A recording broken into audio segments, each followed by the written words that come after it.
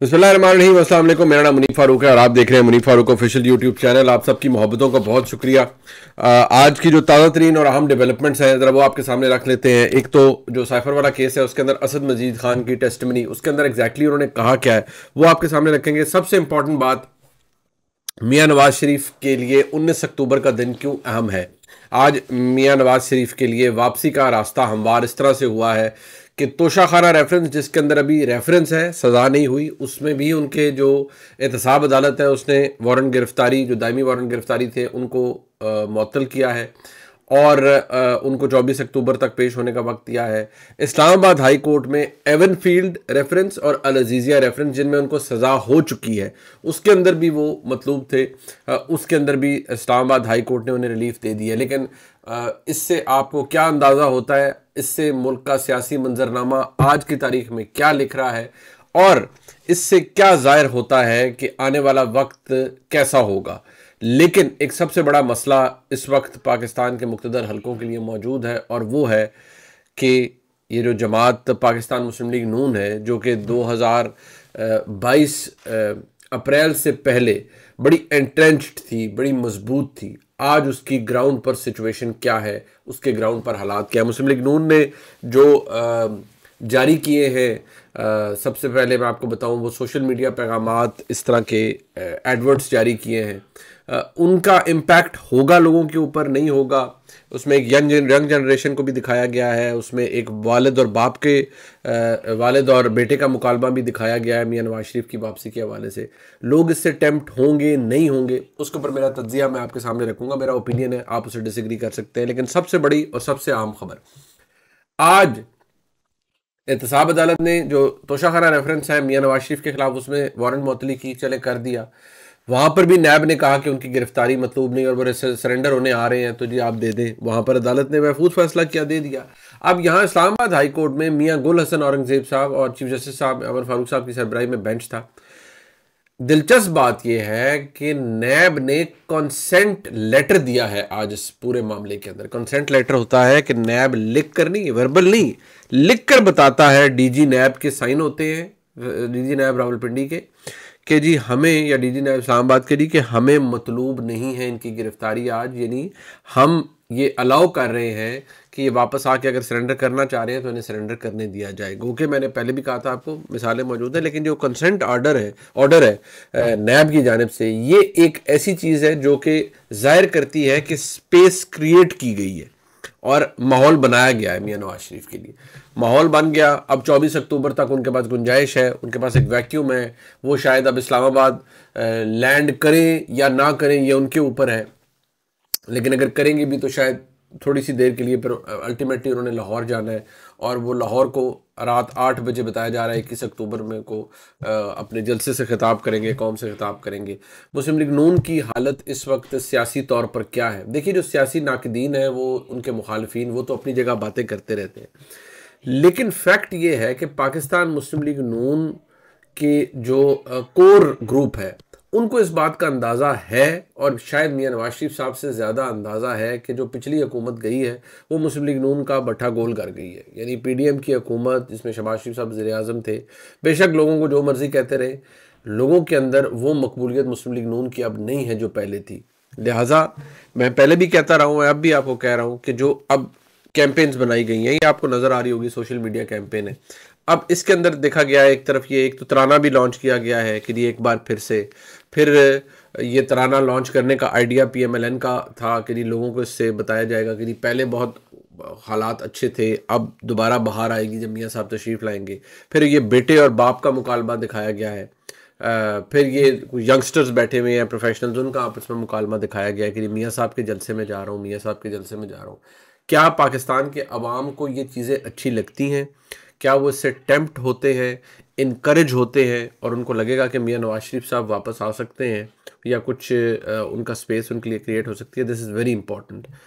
मेरा ख्याल है कि जितना डैमेज मुस्लिम लीग नून को हुआ है, उसकी एक वजह यह भी है कि पिछले 1-1.5 साल के अंदर जो हुकूमत रही और जो नैरेटिव फिर बना, फिर इमरान खान साहब का सब कुछ हुआ, मुस्लिम लीग नून उसको ओवर पावर नहीं कर पाई और आज की तारीख तक तो नहीं कर पाई।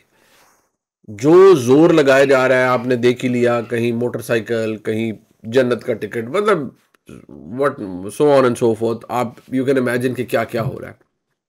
इसके मुताबिक एक पूरा टेक्स्ट तैयार किया गया है, एक नया नैरेटिव है कि जी ये लोगों को बताना है कि जी रिवाइवल ऑफ पाकिस्तान, और मियाँ नवाज शरीफ आ रहे हैं और छा जाएंगे, और पंजाबी में कहते हैं ना, फटे चुके जाएंगे, और मियाँ साहब टर्न अराउंड कर देंगे हर चीज़ को। ये कहना आसान है, करना बहुत मुश्किल है।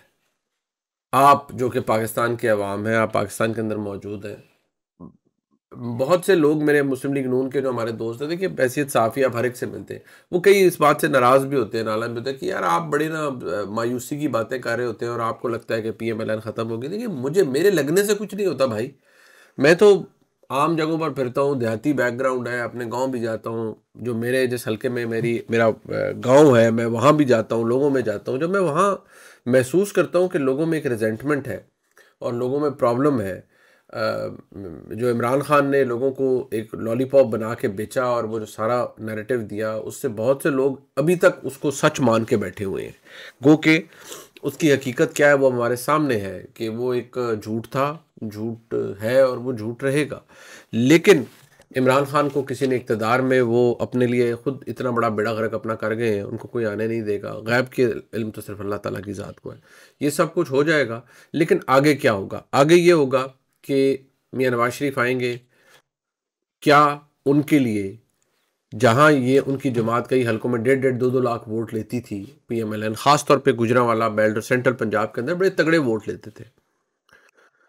मैंने पहले भी कहा था, मैं अब भी आपको कहूँगा, एक ऐसा सर्वे जो कि किया गया, आप हैरान हो जाएंगे, और मुझे लगता है PMLN को उसका पता है। वो सर्वे किया गया और उसके अंदर सिवाय एक हलके के, याद रखिए, सिवाय एक हलके के, जो कि नारोवाल से जनाब SN इकबाल साहब का हलका है, उसमें PMLN वाज़े तौर पर आ गई है।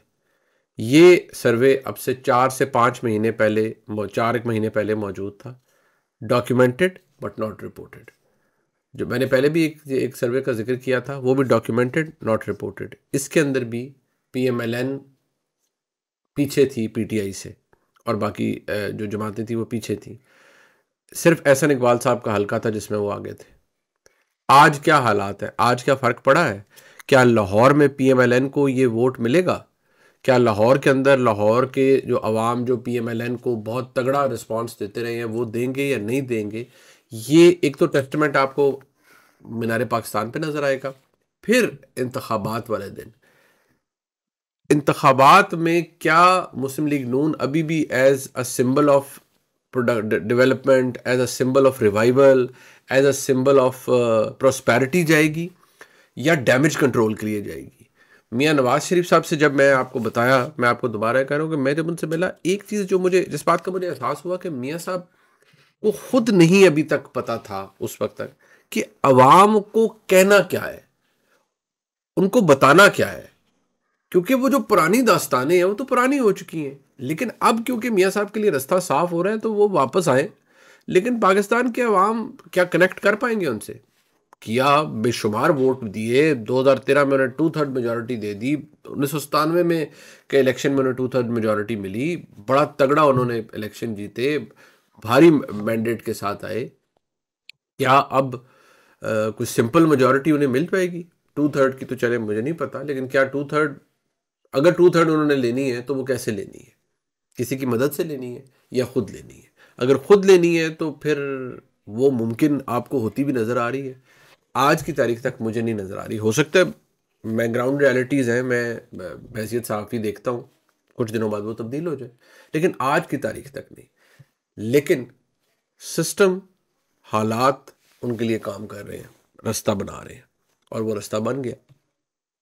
अब सिस्टम अपनी जगह खड़ा हो जाएगा, लेकिन अगर आप डिलीवरी नहीं कर पाते, यानी कि अगर आप मीनार पाकिस्तान का शो इंप्रेसिव कर ही नहीं पाते और लोगों को बता ही नहीं पाते कि we are still very popular, फिर कोई सिस्टम, कोई चीज़ आपको सपोर्ट करने के लिए किसी खास हद से ज़्यादा आगे नहीं जा सकती।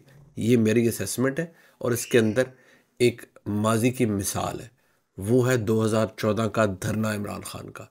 सिस्टम इमरान खान को सपोर्ट कर रहा था, सिस्टम उस वक्त मियाँ नवाज शरीफ के खिलाफ काम कर रहा था। इमरान खान साहब और तारिक कादरी साहब उतना बड़ा शो नहीं लगा पाए जितना सिस्टम उनसे चाह रहा था, और इसकी गवाही बहुत से आम लोगों ने, एक ने तो मेरे सामने भी कहा कि हमारा काम माहौल बनाना होता है, हमने माहौल बना दिया था, शो लगाना किसी और का काम था। तो शो लगा नहीं लगा, अब शो लगेगा, इसका फैसला सिर्फ वक्त करेगा। ये मेरा तज्जिया है, आपको इससे इख्तलाफ है तो कोई बात नहीं, वो भी सर आंखों पर। अगर आप अपना फीडबैक देना चाहते हैं तो फिर भी आपके सामने मौजूद है, आप फीडबैक दीजिए। हाँ, और आखिर में जाते जाते मैं ज़रूर आपके सामने रखना चाहूँगा, जो साइफ़र केस है उसके अंदर जो असद मजीद साहब थे उस वक्त, जिन्होंने साइफ़र भेजा था पाकिस्तान एम्बेसी से अमेरिका में, पाकिस्तान फ़ॉरेन ऑफिस को, उनके ख्याल में पाकिस्तान की क्रेडिबिलिटी बुरी तरह से एरोड हुई है। उन्होंने अब FIA के सामने जो बयान रिकॉर्ड करवाया अपना और जो स्टेटमेंट दिया है, उनके मुताबिक अब उसमें वो साबिक वज़ीर ख़ारजा मौजूद है, इंटीरियर के सेक्रेटरी मौजूद है, डिफेंस के सारे। असद मजीद साहब जो उस वक्त एम्बेसडर थे अमेरिका में पाकिस्तान के, उन्होंने कहा कि जी ना साजिश ना कोई धमकी, लेकिन हमारा जो कम्युनिकेशन सिस्टम है वो तबाह हो गया, हमारी क्रेडिबिलिटी एज डिप्लोमेट तबाह हो गई, और हमारे जो ओवरऑल इम्प्रेशन है वो बड़ा ख़राब हुआ है। ये ख़राब हुआ इसलिए इमरान खान साहब ने अपना बेड़ा गर्क किया, और बाद में उन्होंने यू टर्न लिया और कहा कि मैं सब पसे पुश्त डाल रहा हूँ और मैं अमेरिका से अच्छे ताल्लुकात रखना चाहता हूँ। आप लॉजिकली सुने ना, एक कोई आपके खिलाफ साजिश करता है, आपको निकाल देता है, आप कहेंगे मैं आपसे अच्छे ताल्लुकात रखना चाहता हूँ, कोई बात नहीं, आपने मेरे खिलाफ साजिश कर दी लेकिन अब मैं आपसे अच्छे ताल्लुकात रखना चाहता हूँ। ऐसे नहीं होता, क्योंकि बात यह है कि वो झूठ था, वो जो भी था ड्रामा था, ना वो धमकी थी ना वो कुछ था, बस खामखा एक, और ऐसे धमकियां दी जाती हैं, ऐसे हुकूमतें गिराई जाती हैं। सीधी सी बात है जी, मैंने पहले भी कहा था, अब भी कहूँगा, तरीका तो मैं तुम्हारा कामयाब हुआ बाजवा साहब की वजह से। जो इत्तेहादी इमरान खान के साथ थे उनको इशारा किया गया कि भाई अब हमने आपको बनाया था, हमारी तरफ से आपको आज़ादी है, आप छोड़ दें। उन्होंने छोड़ दिया, हुकूमत आराम से गिर गई, इमरान खान साहब फारग हो गए, PDM की हुकूमत आ गई। ऐसे ही था सब कुछ। अब ये बातें जब हमारे तरीके इंसाफ के दोस्त सुनते हैं तो वो सीखपा हो जाते हैं, लेकिन आंखें खोल कर जिंदा रहिए, हकायक जान कर जिंदा रहिए, किसी फॉल्स पैराडाइज के अंदर मत रहिए और ख़ुद को धोखा ना दीजिए। इस वीडियो को लाइक सब्सक्राइब शेयर कीजिएगा, बेल आइकॉन को प्रेस ज़रूर कीजिएगा ताकि आपको नई वीडियोस का पता चलता रहे। आप सबकी मोहब्बतों का बहुत शुक्रिया। बाय।